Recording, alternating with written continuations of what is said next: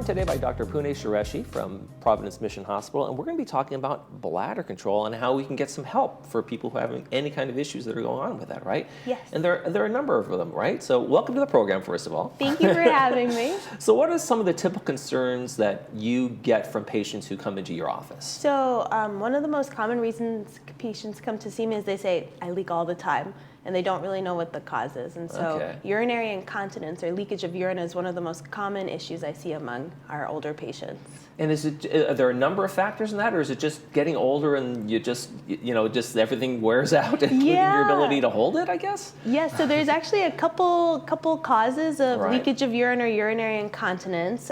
So many patients don't realize there's two different reasons you could have it. Okay. So one is called stress incontinence. So that's leaking with coughing, sneezing, laughing, any physical stress on those pelvic muscles. So that can be caused by childbirth in women, men who have had a prostatectomy, removal of the prostate for prostate cancer. That could also be a cause of that leaking with coughing, sneezing, laughing. And then we also have what's called overactive bladder. I feel an urge to go to the bathroom. I'm running, I can't make it in time, and I leak before I make it. So you have your key in the door, you start leaking urine. You hear the faucet running, urine starts coming out, and so that's also overactive bladder. Okay. So what are some of the treatments that you can maybe get for folks who are coming in with, hey, I have this issue, what can I do? Yeah, so it depends which one bothers them the most, and usually that's what I focus on treating first. So say it's that leaking with coughing, sneezing, laughing. Some of the most common things that I recommend to patients are Kegel exercises. So many have heard of them, and it's basically you're tightening those pelvic floor muscles, trying to re-strengthen them. Okay. So that's as if you're trying to stop yourself from passing gas. You squeeze those muscles. Okay, there you go. We have to talk about this stuff, folks. Exactly. Yeah, so that's a kind of one of those techniques that you know how to do that. So that's a real good explanation of how that works. And can it really have a good, like, solid effect? And hey, it's working. I'm done. We're good to go. Yeah. So there are many patients where just doing those Kegel exercises are good enough. Like any workout routine, you have to do them regularly to see a sustainable effect, but for many patients that's good enough. And what do you recommend in terms of that sustainable effect? How many weeks, a month, or is it something that we're just going to include regular in our daily routines? Yes. Yeah, I mean, I can give you like a specific workout regimen. We'll talk after the show. If you need one later. But, I just tell people do it when you can remember, because I know it's hard for a lot of people to remember to do these things. You're busy in your day-to-day life. So if you're driving, you're sitting at a stoplight. If you're watching TV, every time you see a commercial come on, do a couple Kegel exercises. Just simple little cues throughout your day-to-day. Okay. And that can help it up. Now, are there medications, surgical options for folks who are having other kind of challenges that the Kegel exercises really can't do? Yeah, so there's no true medication for this leaking with coughing, sneezing, laughing.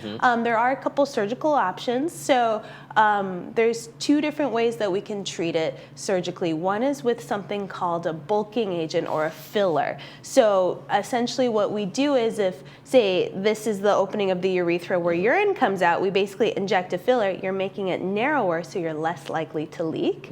And then we also have the classic sling surgery, or like a net is what a lot of my patients call it. Okay. And so those are simple outpatient procedures that we can do. They take less than an hour. You go home the same day.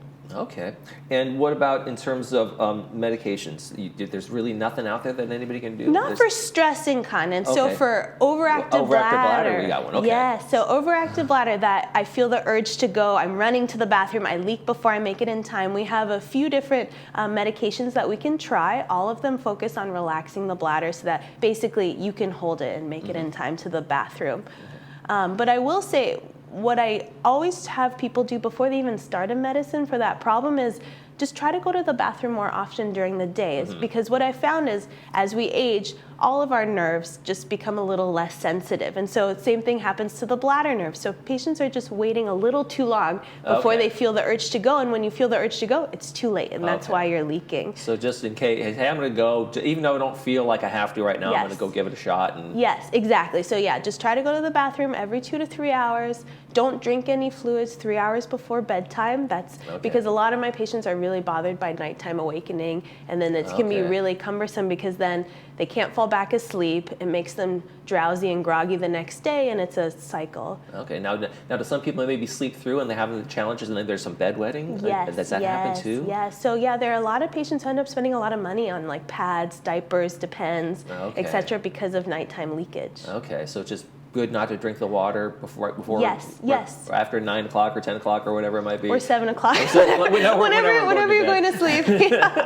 Yeah, some people it's 5 p.m. whenever you're going to sleep. And then if doing that is not enough, then I say, okay, let's try a medication, or we even have some other interesting treatment options we can do. Okay, how do people get over the embarrassment of coming in and say, doctor, sometimes I leak, I wet my pants, that kind of thing. I can imagine this kind of one of those challenges. I'm just going to avoid this and keep it. I'll get the adult diapers and I won't deal with it. Yeah, it's amazing how many people will live with this issue and just not come to the doctor. They've basically adapted their lifestyle. They've totally changed their habits so that they're just used to being wet all the time. And I tell patients basically, if you find that your urinary symptoms are stopping you from living your day-to-day life, like I have some patients who are scared to go on an airplane, scared to go on long car rides, that's when you need to come see me, and we can do something about it because there are a lot of really straightforward treatments we can do.